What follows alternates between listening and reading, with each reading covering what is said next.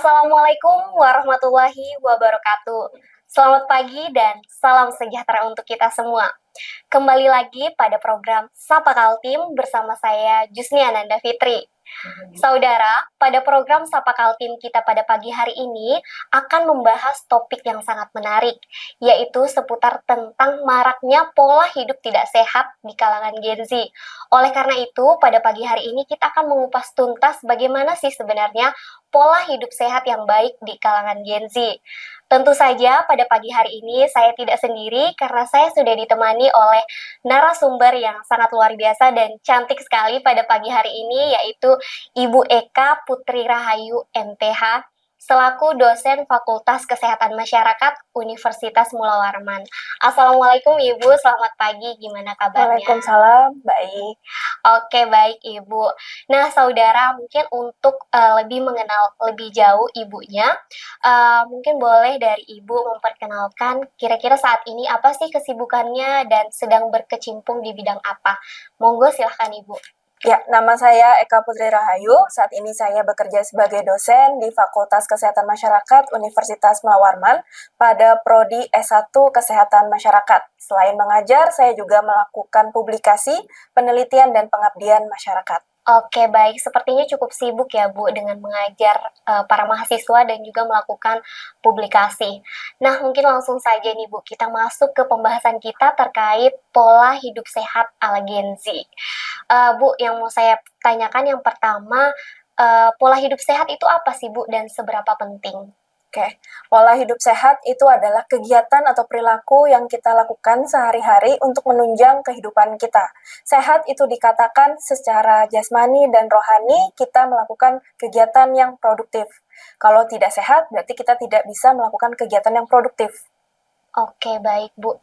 Nah, kira-kira, Bu, untuk di kalangan Gen Z saat ini, apa aja sih tren-tren atau kegiatan yang tidak sehat dan yang sehat yang sering dilakukan oleh anak-anak Gen Z saat ini? Pola perilaku Gen Z saat ini tuh lebih ke arah FOMO. Jadi, apa yang orang lain lakukan pasti akan diikuti oleh orang lainnya. Contohnya ketika kita suka nongkrong di kafe, terus kita minum minuman manis, itu salah satu bentuk perilaku tidak sehatnya Gen Z. Kita nggak bisa pungkirin kalau lihat Instagram, status teman atau status relasi kita lagi nongkrong di kafe, kafenya baru, pasti ada keinginan untuk kita datang ke kafe itu dan nyobain. Dan untuk update Instagram. Pola perilaku yang seperti itu yang membuat habit atau perilaku kita menjadi tidak sehat. Jadi awalnya itu dari FOMO-nya orang-orang Gen Z terhadap suatu fenomena yang terjadi saat ini. Oke, tadi itu kan FOMO yang ketidaksehatnya ya, Bu. Nah, kalau misalnya untuk yang sehatnya sendiri biasanya seperti apa, Bu? Kementerian Kesehatan itu sudah membuat pedoman panduan mengenai pola hidup sehat ala Gen Z. Jadi, di tahun 2017 kita kenal yang namanya GERMAS, Gerakan Masyarakat Hidup Sehat, itu sebenarnya adalah panduan kita untuk berperilaku hidup sehat sehari-hari. Ada 7 perilaku hidup sehat menurut Kementerian Kesehatan. Yang pertama itu adalah aktivitas fisik. Jadi, diharapkan setiap harinya kita melakukan aktivitas fisik minimal 30 menit setiap hari. Yang kedua, itu kita melakukan makan buah dan sayur. Oke. Kalau di gizi itu namanya pola makan seimbang. Oke, pola makan seimbang. Gitu. Terus yang ketiga, tidak meminum minuman beralkohol. Yang keempat, tidak merokok. Yang kelima, itu menjaga lingkungan yang sehat. Yang keenam, itu menggunakan jamban. Dan yang terakhir, itu adalah melakukan pemeriksaan kesehatan. Pola hidup sehat itu sendiri yang diatur oleh Kementerian Kesehatan dan disebut sebagai GERMAS. Oke, berarti yang 7 tadi itu GERMAS-nya ya, Bu. Jadi, Bu, menurut Ibu kira-kira untuk perilaku FOMO ini tuh apakah sebenarnya baik atau buruk sih, Bu, untuk anak-anak Gen Z saat ini? Tergantung dari lingkungan si orang-orang Gen Z sendiri. Teman-teman yang lagi dalam generasi Gen Z itu sendiri kan pasti lingkungan atau circle-nya adalah orang-orang sesama Gen Z-nya. Kalau dia punya lingkungan pertemanan yang baik, inner circle-nya baik, misalnya lagi update sedang melakukan kegiatan fisiknya olahraga, jogging misalnya. Kalau FOMO-nya ke arah yang baik, ikutan jogging itu bagus karena dia membuat habit atau menciptakan perilaku hidup sehat berupa aktivitas fisik. Tapi kalau yang di FOMO-kan itu adalah habit-habit yang kurang baik atau misalnya lebih ke cenderung konsumerisme, kayak contoh paling sederhana nongkrong di kafe, nugas di kafe, terus kita makan dan minumannya adalah minuman yang tinggi gula. Nah, itu yang membuat perilaku hidup sehatnya itu terbentuk. Jadi tergantung dari inner circle si Gen Z-nya itu sendiri. Oke, tadi kan terkait FOMO ya, Bu. Nah, kalau untuk pengaruh media sosial sendiri, Bu, sejauh mana sih pengaruh media sosial ini mempengaruhi perilaku baik sehat maupun tidak sehatnya anak-anak Gen Z saat ini? Ya, bedanya Gen Z sama generasi lain itu adalah di kecepatan mereka dalam menggunakan dan mengadaptasi teknologi yang ada. Kalau di zaman 2010-an itu masih ada Facebook, masih ada Friendster, tapi kalau ada di zaman 2020-an itu sudah lebih banyak lagi media sosial yang digunakan. Kalau awal-awal kita tahu yang namanya TikTok, itu kan boomingnya saat pandemi COVID-19 Iya, di betul. 2019-2020. Nah, karena adaptasinya Gen Z ini cepat dalam perubahan zaman dan penggunaan teknologi, itu tidak seimbang dengan generasi lainnya. Contohnya generasi milenial itu tidak akan seadaptif si generasi Z itu sendiri. Atau kita tarik ke belakang lagi, generasi boomer, era nenek, kakek di tahun 60-an, 50-an, sama sekali tidak adaptif dengan yang namanya media sosial. FOMO itu tercipta dari postingan atau update kehidupan real life dari si pemakai media sosial tersebut. Semakin banyak kita menggunakan media sosial, semakin banyak kita tahu kehidupan orang lain seperti apa. Oke. Jadi FOMO itu lebih mengarah ke generasi Z itu sendiri. Kalau untuk di generasi sebelumnya atau generasi sebelum generasi Z, tidak terlalu tercipta adanya FOMO seperti itu. Oke, sangat menarik ya Bu antara Gen Z, FOMO, dan media sosial. Nah, saudara pasti di rumah semua semakin penasaran kira-kira setelah ini kita akan membahas apa lagi terkait pola hidup sehat ala Gen Z. Tapi jangan kemana-mana, tetap di Sapa Kaltim setelah jeda iklan yang satu ini.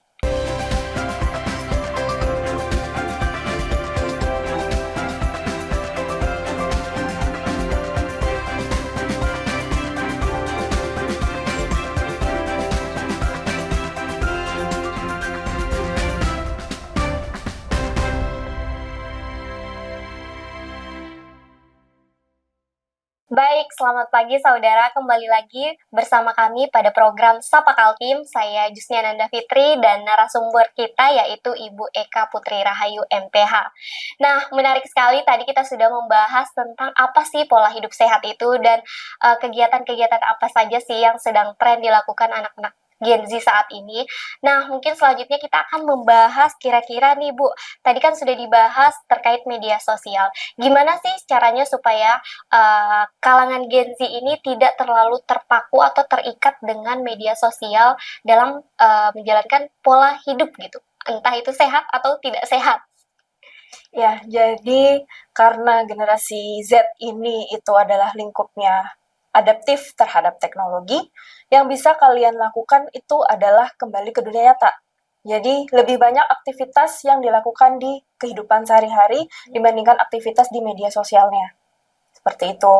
Karena pusat dari media sosial itu adalah dunia maya, di mana kita tidak bisa bertemu secara langsung, bertatap muka secara langsung, dengan menyibukkan diri di kehidupan nyata, saya rasa bisa mengurangi atau meminimalisir penggunaan media sosial. Berarti kita lebih fokus ke dunia nyata ya Bu, jangan terlalu terpaku sama media sosial ini. Oke, menarik Bu. Selanjutnya yang ingin saya tanyakan adalah, kan pastinya setiap anak Gen Z ini di dalam hati terkecilnya pasti juga pengen yang namanya sehat. Tapi kira-kira Bu, apa sih sebenarnya tantangan terbesar yang sedang dihadapi anak-anak kalangan Gen Z dalam menuju pola hidup sehat ini, Bu? Gen Z itu selain terkenal dengan adaptif terhadap teknologi, di kalangan generasi Z itu sendiri, itu raise awareness terhadap kesehatan mental. Jadi mereka itu mengglorifikasi tentang hidup seimbang. Jadi work-life balance kalau Gen Z-nya sudah kerja. Jadi nggak mau terpaku terhadap kehidupan kerjanya, tapi dia juga pengen kehidupan sosial itu juga seimbang. Ya, benar. Nah, dampak dari mereka aware terhadap tadi kesehatan mental dan pola hidup seimbangnya Gen Z, akhirnya mereka paham terhadap apa saja masalah kesehatan mental yang dialami oleh Gen Z. Penelitian yang dilakukan oleh Universitas Gadjah Mada bekerja sama dengan universitas yang ada di Australia pada tahun 2021 dalam survei Indonesia National Adolescents Health Mental Status menyebutkan bahwa 1 dari 3 remaja itu mengalami masalah kesehatan mental selama 12 bulan terakhir. Jadi karena mereka aware terhadap kesehatan mental, mereka paham terhadap kesehatan mental diri mereka sendiri. Dan itu sudah dibuktikan dalam survei kesehatan mental terbaru di kalangan remaja. Oke, Bu. Berarti itu tadi menjadi salah satu tantangan terbesarnya ya, Bu. Nah, kita lanjutkan, Bu. Kira-kira dari Ibu sendiri, apa sih tips yang baik nih untuk anak-anak Gen Z untuk menuju pola hidup sehat? Ya, Kementerian Kesehatan itu sudah membuat panduan pola hidup sehat bagi remaja. Dalam hal ini adalah bagi Gen Z. Jadi, lagi-lagi kalau di Germas ada 7, pola hidup sehat ala Gen Z juga ada 7. Nah, yang pertama itu adalah aktivitas fisik. Sama seperti Germas yang mensyaratkan minimal aktivitas fisik selama 30 menit setiap harinya, Gen Z juga diharapkan itu melakukan aktivitas fisik. Kebanyakan scroll media sosial, rebahan, itu tidak ada aktivitas fisik yang dilakukan. Jadi minimal banget kalian itu bisa jalan selama 30 menit. Yang pertama. Yang kedua, Gen Z itu suka banget begadang. Jadi minimal tidur cukup selama 8 jam sehari. Itu jadi pola hidup sehat yang kedua. Yang ketiga itu adalah mengurangi makanan, minuman manis. Apapun, contoh boba, kopi yang lagi ngetren. Nah, yang keempat, mengkonsumsi makanan sehat seimbang. 50% buah dan sayur, 25% karbohidrat, 25% protein setiap hari. Jadi nggak cuma makan sayurnya aja atau makan proteinnya aja yang dibanyakin, tapi juga harus minimal banget konsumsi buah. Pola hidup sehat kelima yaitu meminum air putih minimal 8 gelas sehari. Jadi teman-teman Gen Z itu bisa melakukan switch minuman dari yang suka minuman manis, kopi setiap harinya itu dikurangin dan kita bisa minum air mineral atau minum air putih sebanyak 8 gelas sehari. Yang keenam itu adalah menjaga berat badan ideal. Diharapkan ketika masih remaja, masih dalam masa produktifnya, itu mempertahankan berat badan idealnya ketika nanti dewasa tidak mengalami obesitas. Dan yang ketujuh, bagi remaja putri, itu meminum tablet tambah darah atau TTD. Jadi ada 7 pola hidup sehat yang bisa diterapkan oleh Gen Z itu sendiri. Jadi kalau misalnya kita terapkan 7-7-nya nih Bu, kita udah termasuk ke dalam Gen Z yang sehat ya Bu. Iya, benar. Tapi sepertinya di beberapa poin itu agak cukup berat sih Bu. Ya, tantangannya Gen Z Tantangannya Gen Z adalah itu. Baik saudara, sepertinya sangat menarik sekali terkait bagaimana sih pola hidup Gen Z saat ini. Tadi sudah dibahas apa aja tips-tipsnya. Mungkin setelah ini kita akan mengupas secara dalam lagi. Tapi jangan kemana-mana, tetap pada program Sapa Kaltim setelah jeda iklan yang satu ini.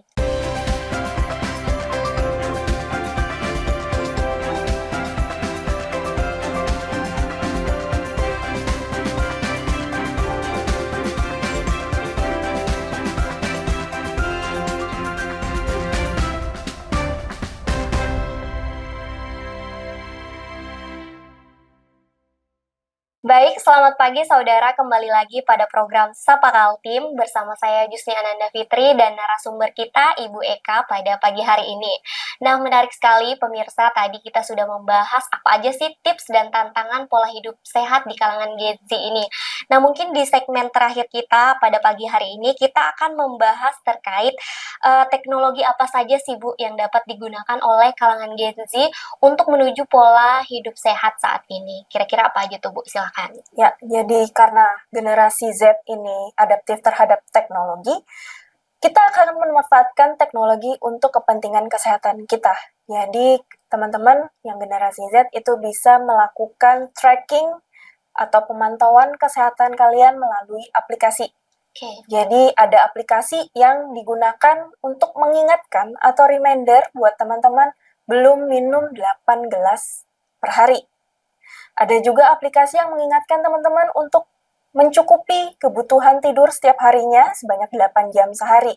Jadi misalnya pengingat untuk teman-teman tidur di jam 10 dan bangun di jam 6 pagi. Ada juga smartwatch yang digunakan untuk memantau berapa tekanan darah kita, frekuensi debaran jantung kita, dan banyaknya langkah yang kita jalankan per harinya. Semua aplikasi itu based on teknologi, jadi saya rasa teman-teman Gen Z itu pasti sangat familiar dengan aplikasi tersebut. Oke Bu, jadi karena kita sangat melek dengan teknologi, alangkah baiknya kita pakai juga teknologi ini untuk membantu kita menjaga pola hidup sehat ya Bu. Benar. Oke.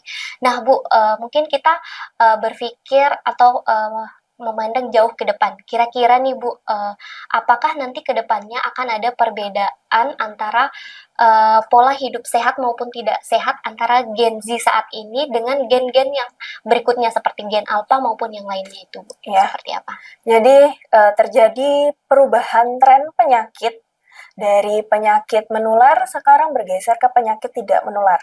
Penyakit tidak menular itu diakibatkan oleh pola hidup yang tidak sehat, lifestyle kita sehari-hari. Karena ada pergeseran tren ini, saya rasa nanti di kalangan generasi alpha sebagai generasi selanjutnya akan banyak ditemukan penyakit-penyakit yang sifatnya adalah penyakit tidak menular berdasarkan lifestyle hidup kita. Jadi makin banyak lagi nanti pergeseran tren ke arah penyakit-penyakit tidak menular. Oke, kalau untuk penyakit tidak menular saat ini yang banyak sudah menjangkit anak-anak Gen Z saat ini tuh apa aja sih, Bu? Penyakit tidak menular yang kebanyakan dialami oleh Gen Z itu kegemukan yang mengakibatkan obesitas, pola hidup tidak sehat itu bisa jadi mengakibatkan hipertensi dan akan menjadi penyakit stroke sebagai penyakit lanjutan dari hipertensi itu sendiri. Jadi seperti itu. Cukup banyak ya Bu, sepertinya penyakit-penyakit yang sudah menanti di masa depan kalau kita tidak menjaga pola hidup sehat. Oke Bu, sangat menarik sekali. Mungkin menutup segmen 3 kita pada pagi hari ini, boleh nih Bu diberikan closing statement-nya dan apa sih harapan Ibu dan juga pesan untuk kalangan Gen Z saat ini untuk menjaga pola hidup sehatnya. Ya, jadi saya punya 2 pesan untuk teman-teman Gen Z. Yang pertama adalah peningkatan kesadaran yang signifikan bahwa sehat itu adalah investasi masa depan kita. Kita berperilaku saat ini akan menentukan kualitas hidup kita di masa tua nantinya. Jadi ketika kita melakukan pola hidup sehat, nantinya di masa tua kita itu diminimalisir penyakit-penyakit yang bisa menyerang kita.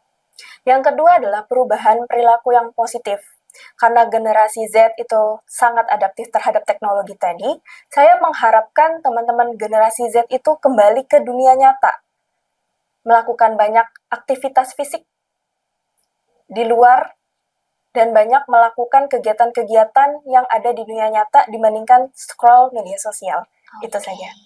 Baik, sangat menarik sekali 2 pesan yang benar-benar bisa kita tanamkan dengan baik selaku Gen Z saat ini. Yaitu tadi yang sangat saya garis bawahi adalah kesehatan kita saat ini adalah investasi kita di masa depan ya Bu. Nah, mungkin menutup segmen 3 kita pada pagi hari ini, tadi yang saya bisa tarik untuk kita semua, pengingat kalangan Gen Z, ada 7 pesan yang bisa kita terapkan untuk menuju hidup sehat, terutama di kalangan kita. Yang pertama tadi itu aktivitas fisiknya ya Bu, kemudian yang kedua adalah menjaga pola makan yaitu gizi seimbang, terus mengurangi konsumsi yang manis, kemudian untuk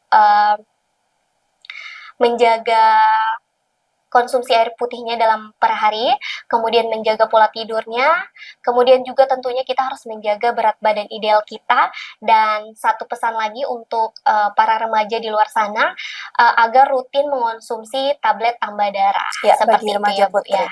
Oke. Jadi tentunya kita sangat berharap kita sama-sama bisa menjaga kesehatan kita bersama. Nah, demikianlah saudara pembahasan kita terkait pola hidup sehat ala Gen Z pada pagi hari ini. Terima kasih banyak untuk saudara-saudara yang sudah menyaksikan di rumah. Semoga program Sapa Kaltim kita pada pagi hari ini membawa manfaat dan ilmu untuk kita semua. Saya Jusniananda Fitri dan Ibu Eka Putri Rahayu selaku narasumber pada program Sapa Kaltim pagi hari ini mengucapkan salam terima kasih dan pamit undur diri. Wassalamualaikum warahmatullahi wabarakatuh. Selamat pagi dan salam sejahtera untuk kita semua.